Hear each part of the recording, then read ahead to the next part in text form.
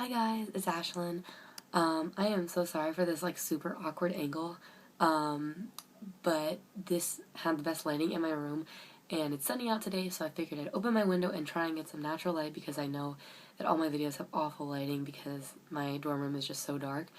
But anyway, aside from that, I have another video for you today, and as you can probably tell from the title down below, this is a little bit of a different video, and this is going to be a video about how to get into college. This was actually requested, and it kind of got me thinking that it might be kind of a cool idea to start maybe a little bit of a series, like kind of a college tips and tricks series, because this is the time of year that people are, or I guess kids are getting into college and getting accepted to universities and choosing what universities they want to go to. And so I just thought that it would be kind of cool to start maybe like a little bit of a series about this. And yeah, so I guess I'll just get right into this. And so my first tip for how to get into college would be start brainstorming like possible colleges that you might be interested in attending as soon as possible. Even as early as like freshman and sophomore year. I mean, if you're already like a sophomore or junior and you haven't done a whole lot of brainstorming, that's totally okay. A lot of kids don't. But I know for me at least, I started brainstorming colleges that I wanted to go to probably around my sophomore year. And what's funny is that the college I ended up attending was never on my list of, like colleges I thought I wanted to attend. Even up until like the time I finally toured the school, I was like, I'm not going to go to that school. I don't really want to go to that school.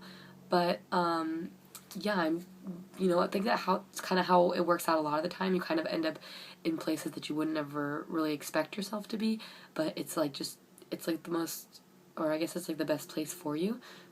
So that would be my first tip, would just be like, yeah, start brainstorming early, looking into, what kind of GPAs the colleges that you're interested in require, what kind of SAT or ACT scores do they require,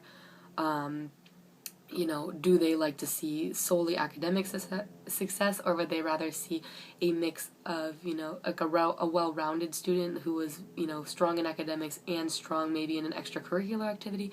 So just, that's all really important to look into. Is there a lot of Greek life? Is it a big party school?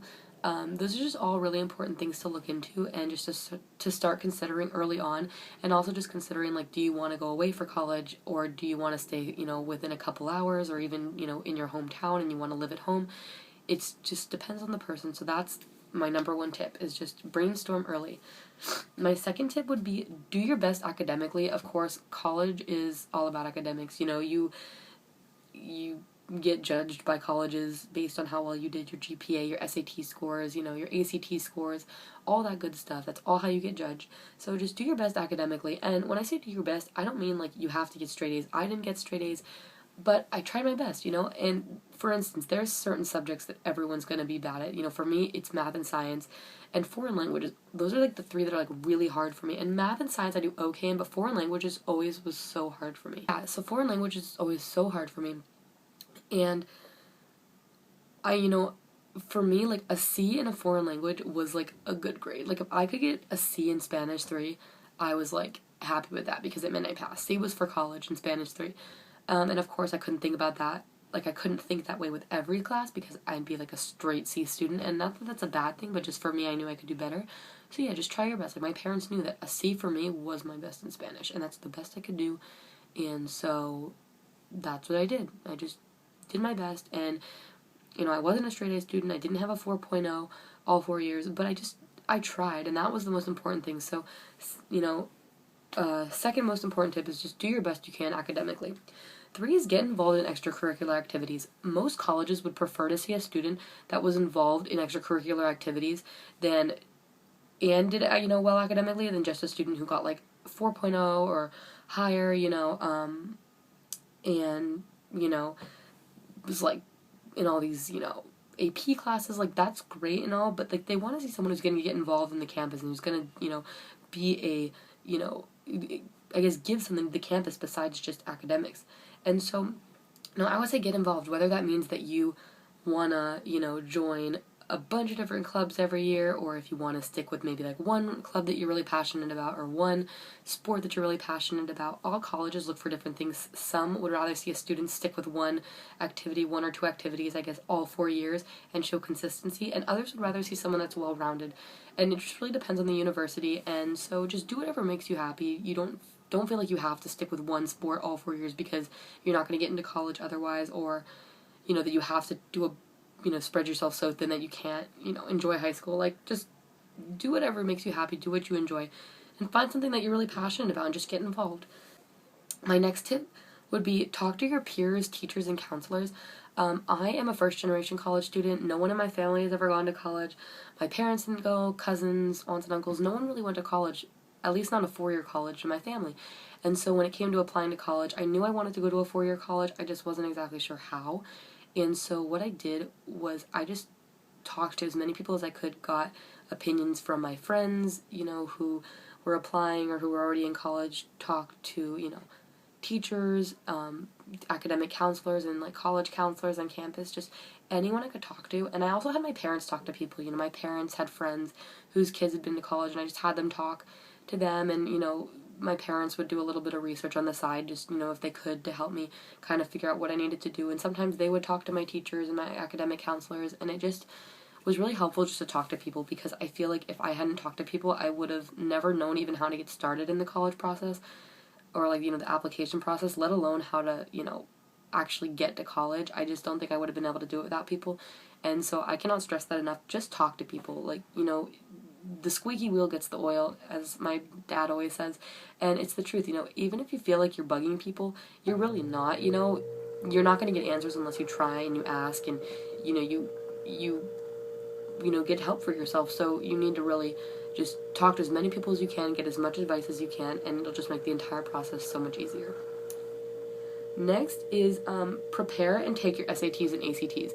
So I know a lot of colleges only stress taking the SAT, but I think it's a really, really good idea if you take the ACT as well. I did both, and I know that even just being able to show the colleges that like I took both was, it just showed that I was willing to put in the effort, that I wasn't just gonna take the SAT and settle and, be like, okay, I did that, I'm ready to go. I really put in the effort, and I took, the ACT too, or as well, whatever. And so, yeah, I would definitely recommend that. And as far as preparations, I started preparing about my sophomore year. I got one of those really thick, like, SAT handbooks, and I would just, work through it, do a little bit each day, a couple pages each day. And, so that was a great way to prepare. It really helped me. If you can't, I know a lot of schools or high schools will offer, like, college or SAT prep courses. I personally couldn't afford one of those.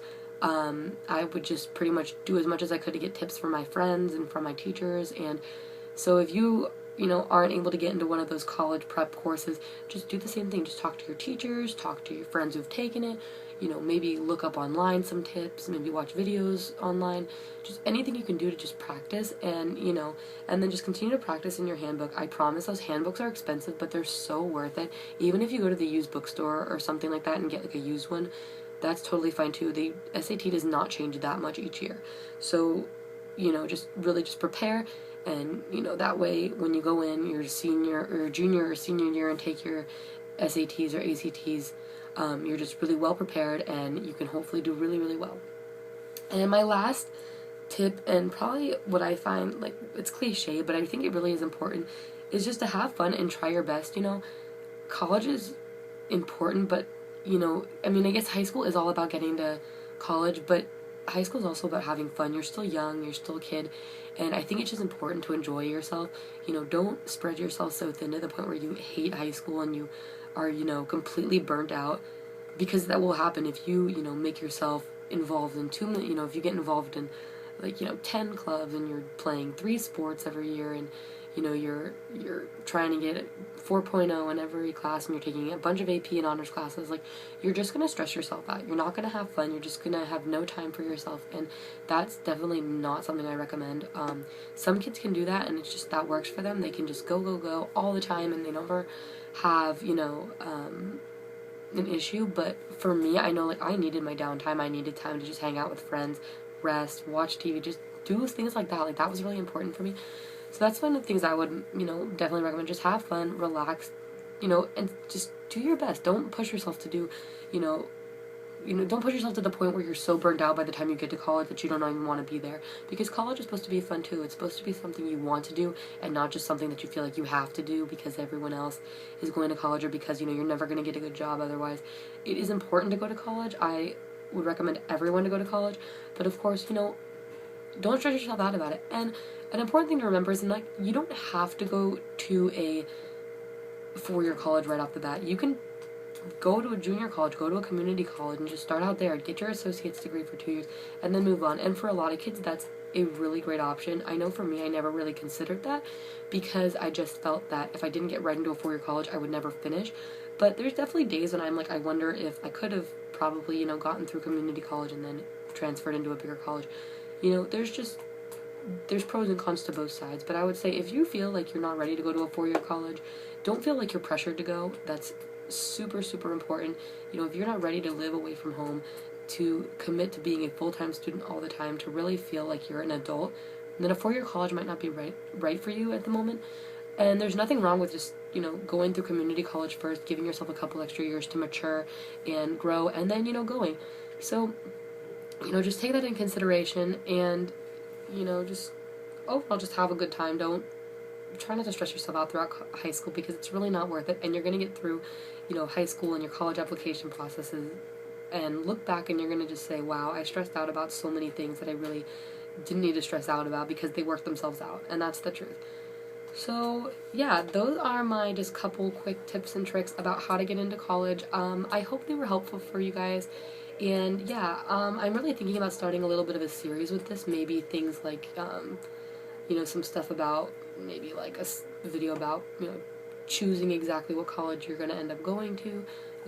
Some tips about living with roommates and like living in the dorms. Maybe a dorm room tour so you can kind of see how, like, what it's like to live in a dorm. And I can also show you guys some of my organizational tips to make the most out of a small space. And then, just anything like that. So, yeah, I think I'm going to kind of start like a little bit of a series like that. And hopefully you guys will enjoy that. So like, comment, subscribe, and I will see you guys next time. Bye!